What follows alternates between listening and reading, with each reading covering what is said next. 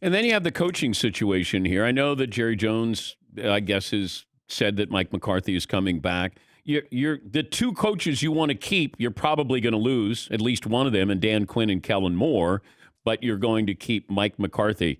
Do you think that that's how this plays out? You lose both coordinators or just Dan Quinn?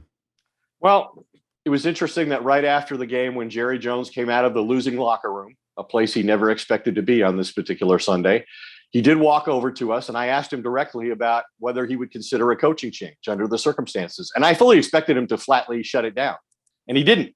He said something to the effect of, I don't even want to address something like that. Oh, so you asked that question. Okay. Of course I did, man.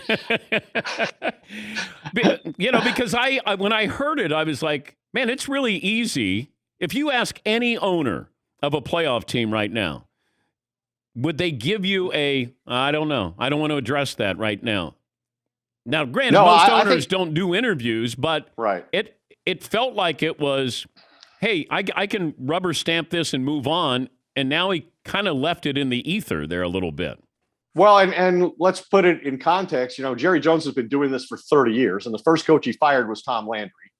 And he's either hired or fired or bought out every coach they've ever had in the history of the franchise. So he knows the gravity of the question, especially in the circumstances we're talking about, this horrific loss that they've just suffered, which he fully admits. And he goes on after that answer to basically say, like I told you, like we had this incredible collection of talent. In other words, I as a general manager and we as a front office, we gave Mike McCarthy this incredibly talented team, and he train wrecked it at the first opportunity in the postseason.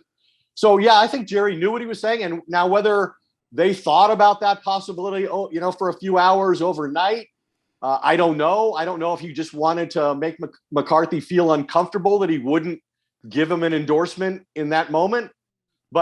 And he still really hasn't said yet that he's coming back. It was Stephen Jones who said it yesterday, that he absolutely expected McCarthy back. And my understanding is McCarthy's going to speak to the media this afternoon out at the Star, and I'll be there for that, unless something I say on this show prevents that from happening. But I guess I think the question becomes more legitimate and timely because of what you said, the circumstances of, hey, Kellen Moore's interviewing with the Broncos yesterday. He's interviewing with the Vikings and the Dolphins this week. Dan Quinn is probably going to get 3 or 4 offers. And do you want to lose this guy as a defensive coordinator who took the worst defense in franchise history and in 1 year turned it into a great asset that actually outplayed your offense most of the season?